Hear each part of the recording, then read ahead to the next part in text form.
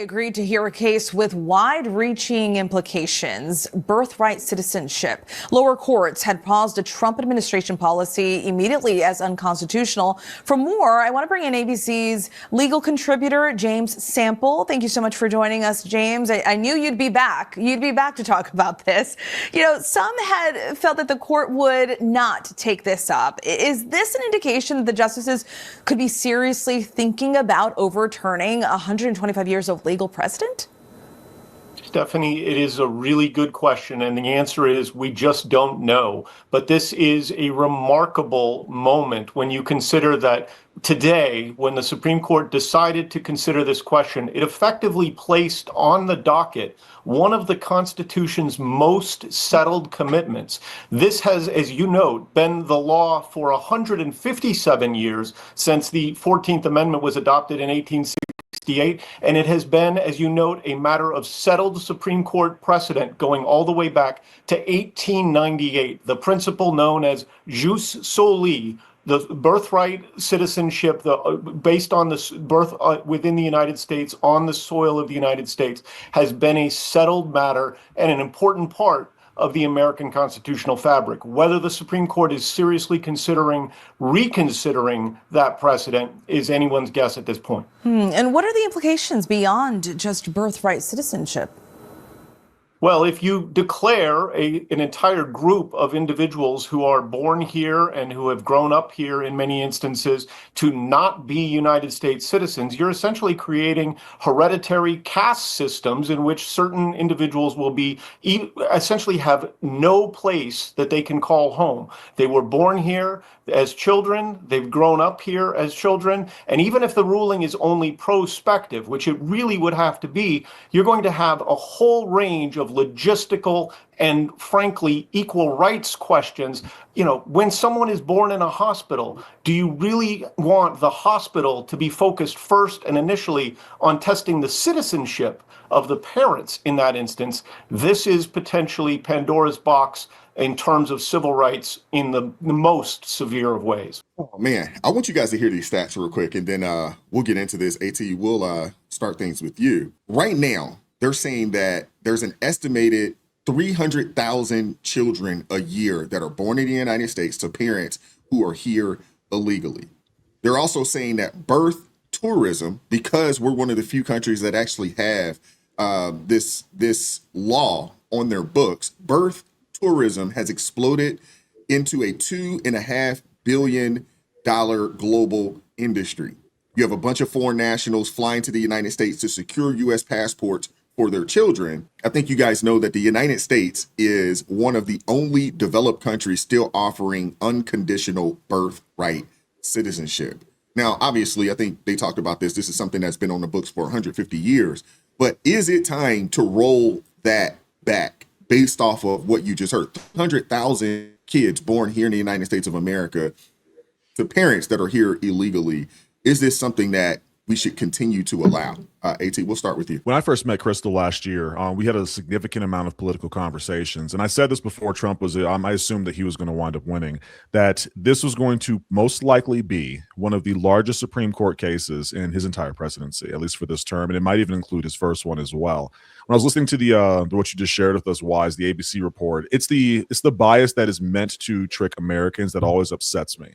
The young lady said overturning 125 years of legal question, right? That's not true at all whatsoever. And the gentleman kind of hopped on board with that. He said just soli is what he had mentioned, which means right of the soil, by the way, for those of you who are curious. And in the 14th Amendment, it directly says all persons born and naturalized in the United States and subject to the jurisdiction thereof are citizens of the United States and of the state wherein they reside. The reason why Trump went so hard the way he did is because everyone ignores and subject to the jurisdiction thereof. Yes. And that has not been something that is one way or another. It's been exercised as if that means physically here. But it has not been sat down, discussed, and talked about in greater detail beyond three different categories, which are children of foreign diplomats, children of enemy occupiers, and then certain tribal members, of course. Y'all remember that. It's never been talked about as, does that specifically mean moving forward, you are physically present? You come from the Middle East, you have terrorist origins, you have narcos on your back, but you physically made it here and squirted the child out. Is that what it means? I'm curious to see what direction it goes, but to your point, Wise, especially with the lack of patriotism, to Crystal's point, with the lack of understanding of where people are coming from, and with the legal immigration, of course, it's something that should be addressed. Now, I just hope that if this goes through and they say, nope, you have to be American in order to have a child here, I hope it's implemented correctly. Because to his point, we have a lot of individuals that do fall underneath that category. No fault of their own. Their parents came over here, gave birth to them.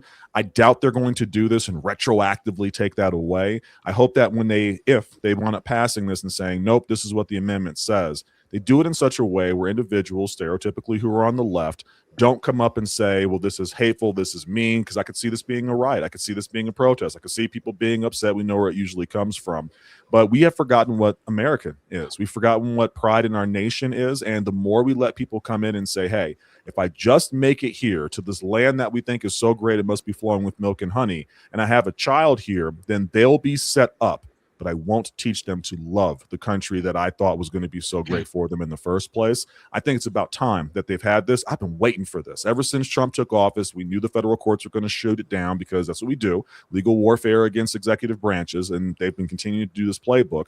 We're going to find out what happens with the Supreme Court. I think that no matter what they come out with, half of America is going to be upset with it. And this is all the more reason why you should never let a president come in and stack the Supreme Court, which has been talked about a lot from the left, because at the end of the day, barring technically the Congress could come together, if the Supreme Court says something, technically Congress could come together and try to overturn that. I don't think that's ever happened in our entire lifetime. It's extremely rare that that's the case. So this will be one to definitely watch, and hopefully get a chance to talk about it more wise when that time comes up. Yes, I want to associate myself with the great comments of my colleague AT.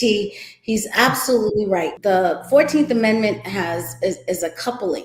So it says born on American soil, and so it's linked to, and means both have to be present, subject to the jurisdiction thereof. And let's go into that a little further. Subject to the jurisdiction thereof means that you have allegiance to that country. You can come here on Tuesday, have a baby on Wednesday. That doesn't mean that you're a citizen or you have any allegiance to the United States. You are not subject to the United States in the way that a citizen is.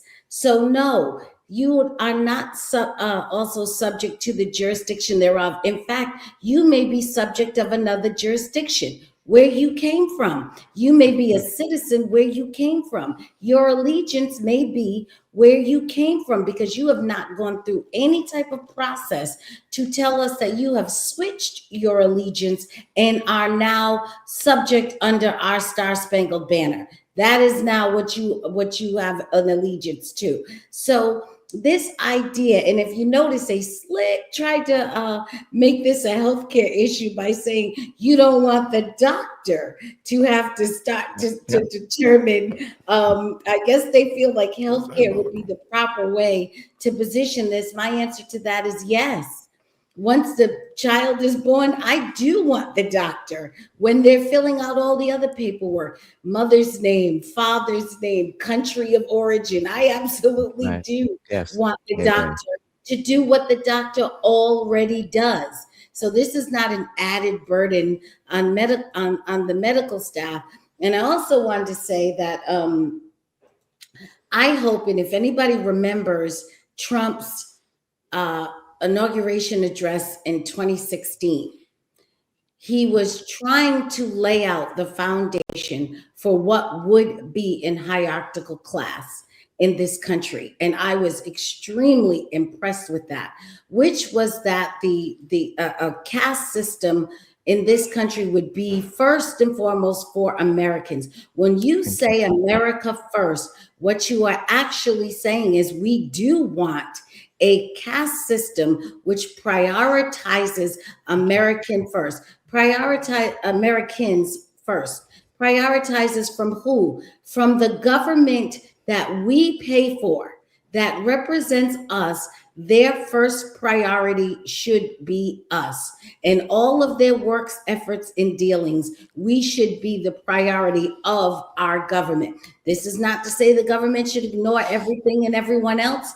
We certainly have foreign concerns and we have domestic concerns. But the way you frame And the way you understand these foreign concerns and the domestic concerns is what is best for the American first. And once we figure that out, then we can look at everything else. That is a caste hierarchy, and it is certainly one that I embrace. I'm right there. I love how Celeste said it. So all I want to just add is that we need to prioritize the fact that there are things that here in the United States that are just completely out of control, and recognize that though they might be good laws or though they might be well intended, they're being applied very badly today.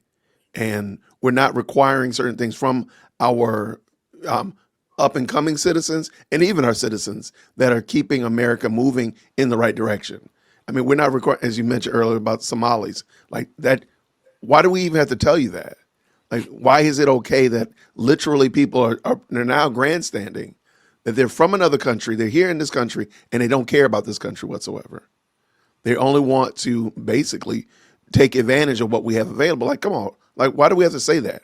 Why does that need to be a federal upheaval? Like, why do we not say, hey, that's not appropriate and that's out of line and we need to make some moves and changes? Sure, this law that you're utilizing was good back then, but we didn't foresee, or they didn't foresee people like yourself. We got to make some adjustments.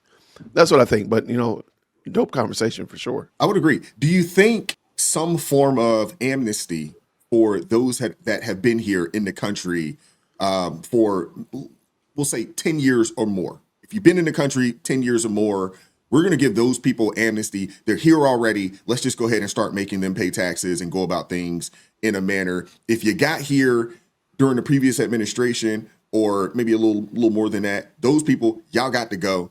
And there's some form of concession. Do you think some form of concession will be made for those that have been here for 10, 15, 20 years in comparison to those that just got here over the past 4 years or so? Do you make some type of concession and cut it off and say, you know what, this birthright citizenship, it's not happening anymore? But those of you guys that are here, because like I said earlier, we have 100 million people in our country that are either illegal immigrants or an immigrant in general. And I think the number of illegal immigrants that we have, it's to almost 50 million people that are here in our country illegally. And a large majority of them have been here for a long time. Although there's probably 20 or 30 million that just got here within the past 4 years. Y'all can go with it wherever you want to, but do you see some form of concession being made to allow this to happen, shut down birthright citizenship, but give people some form of path to citizenship for those that have been here maybe 10 plus years or so? I'll go after Crystal. No, there shouldn't be any amnesty. Or if there is, no. Because let me tell y'all something. There are sleeper cells, okay? And sleeper cells, they have been laying low for 10, 15 years, okay? And this, if we're going back, we're in 2025. So 10 years ago was 2015, which is after the Obama era, where a lot of sleepers decided they were just going to come and hang out in America and lay low. No, because again, if President Trump did not offer your ability to deport yourself back home, and if he never offered that, then you could say, okay, maybe there's some amnesty. But President Trump offered everyone here the right to deport themselves back home and have the ability to come back to America and do it the right way. And as I keep telling people, the people who decided to stay, knowing that President Trump gave you that ability, that tells me that you have I don't respect the American law or the president of the United States mindset. Therefore, since you don't respect the rules of this house, no, I can't give you amnesty. You can't come to my house and I give you rules to my house and you don't respect the rules and I'm supposed to give you grace? Absolutely not. You've already shown me who you are. So I'm going to believe you by the way, what you showed me. So no, I don't think they should get any. No, they shouldn't, because you already told me how you roll. And regarding the birthright citizenship, yeah, I really think it should be, because when we think about businesses, and I'm just going on the business side of things, a company starts and they start off with certain SOPs, right? They start this way because the company is about this small, and they're like, okay, you know what? these rules and regulations, these standard operation procedures, they work real well. But as the company grows and more things is happening and all these different things, parts is moving, then they're like, hold on, we need to revisit this and update it according to where we are now. And they keep doing that over and over and over and over again. So when birthright citizenship initially came out, as we all agreed, it was especially for the slaves that were here in America. We are aware of that, right? So if we understand that, and now we are in 2025, and people are using this as as anchor baby lifestyle, then no, we need to pause. As you said, a birth tourism and the whole 9 yards. No, because now we're using it, and we as Americans are opening up America for all kinds of issues, because now anyone could come in here and drop off a baby, have a baby in the hospital, and then boom, they feel like they have the right to live here. Their child is now an American citizen, and they're not training their children up in a patriot mindset. They are still, you have Ilhan Omar here saying that she's Somalian, and her president saying in his speech that she doesn't care about America. She is Somalian and she stands with Somalia. So when you have people speaking like that, no, you can't just come here and anchor a baby. You can't just drop a baby off and say, you know what, I get to stay because I had a baby here. No, this is why, just like in business, you have to update your SOPs. Yes, the birthright citizenship has to be updated because it is out of whack now. It made sense back then, but we need to update it today. I'm gonna try my best to stick with Crystal's SOP analogy.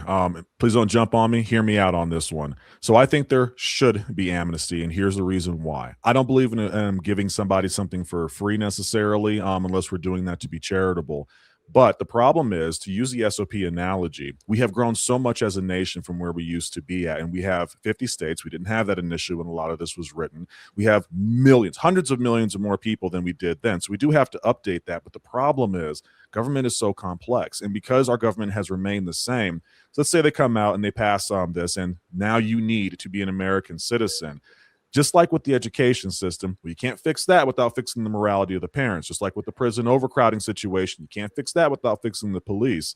I don't think that we can truthfully put a Band-Aid over this if we just say, yep, right here, right now, we're done, because it doesn't allow for true expansion of that new procedure, if you will. What I would personally like to see is, here's the deal. No more, what did you call it? The expression, birth tourism. I'd never heard that before. I'm going to use that from now on.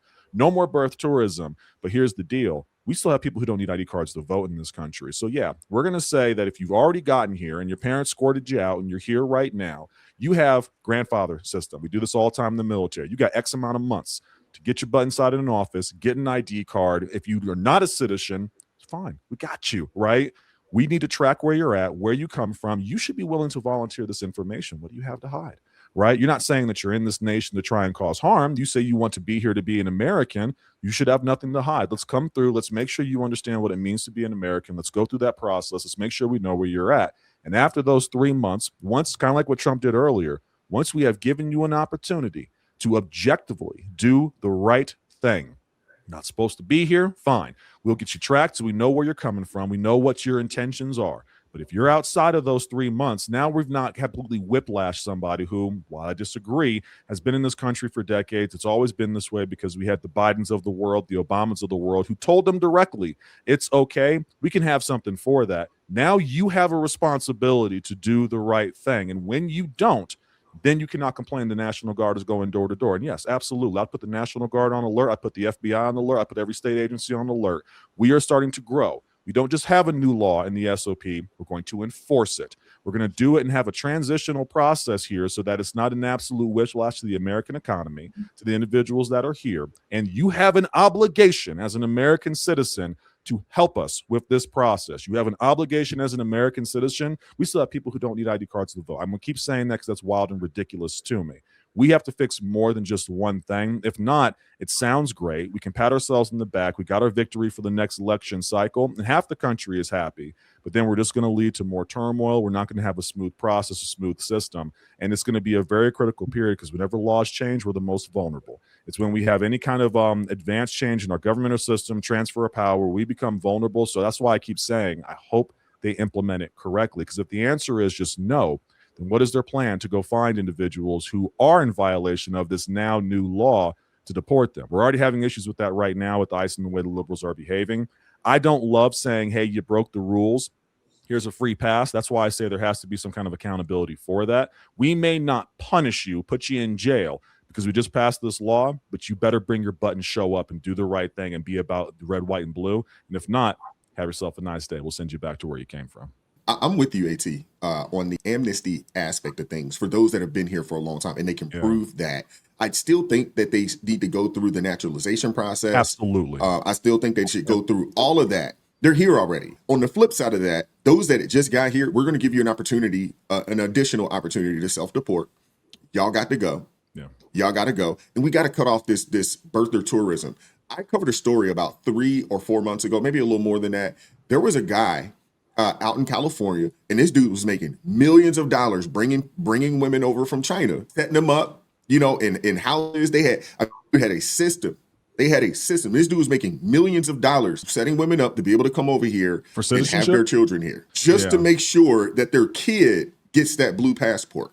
Oh, what tangle web we weave when we practice to deceive. I tell you, when you start deceiving people by misinterpreting basic, clear teaching in our constitutional laws, our founding documents, the amendments and all, there are liberals in our country who don't love America. They hate America, and they try every way they can to find loopholes, or what are not loopholes. They'll create a loophole by misinterpreting it and then trying to rush people in. This is what having a knowledge of American politics is, American constitutional documents are, the Bill of Rights. This is why Americans have to be well versed on what the founding fathers actually taught and what they actually did.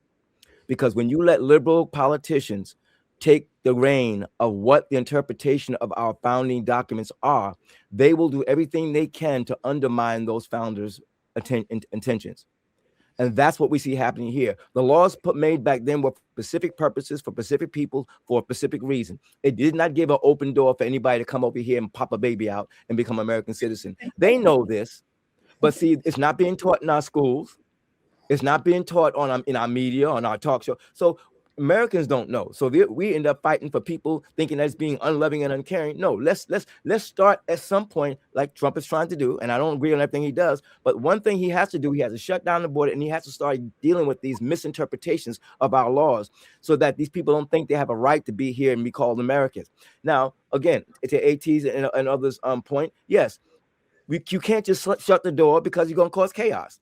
You have to have an intelligent system set in place to deal with the different aspects of these crazies, because now they're here, and you can't just go buck wild, because now you'll be accused of being crazy and unloving. It's sophisticated. That's what happens when you do something wrong. When you misinterpret the law, and you bring a whole lot of people in here under wrong pretenses. When you give people freedom that they shouldn't have. When you give money they shouldn't have. These are the consequences. Americans are seeing this, but they're not understanding what it's all about. And so they're siding with the liberals and siding with the anti-Americans on trying to cultivate these people in the wrong way. There has to be, as AT said, an intelligent method. Once you set the standard, now you make it clear, no, you're not an American citizen if you just pop the baby out because you came over here. But now we're going to set up a program where you have to go through it if you're here, and some of you have to go. We have to set up, there's some people, I don't care how many babies you popped here. What you're doing is wrong. You got to go, and your babies. But that takes intelligence, and that takes cooperation among people who love America. You can't cooperate with people who don't love America because they ain't gonna want to do it. So this is a whole confusion that's happening right now. And I'm just saying that we as Americans have got to go back to school. And I'm not talking about the public school. Go back to a good Christian, American loving school, sit down, learn the Constitution, learn the Bill of Rights and all of our major documents, understand what's really supposed to happen, and then talk. Don't get out here and run your mouth off, don't know what you're talking about, because that's what's happening now, and that's confusion. The government, the president has to deal with this, and they have to do it the best way they can. I'm sorry, it has to be done. I want to hear from you guys in the comment section. What are your thoughts? Hit the like button, share the video, subscribe to the channel, turn the notifications on to all so you never miss an upload. Consider joining the ARP family or buy your brother a coffee. That link is in the description box below. Shout out to the brother Eric Plummer supporting the channel via Cash App. That link's in the description box below as well. Join us Monday through Friday, 9:30 a.m. Eastern Standard Time for ARP in the morning. And as always, keep God first, stay prayed up, We'll catch up with you all next time. You guys take care, man. God bless. Peace.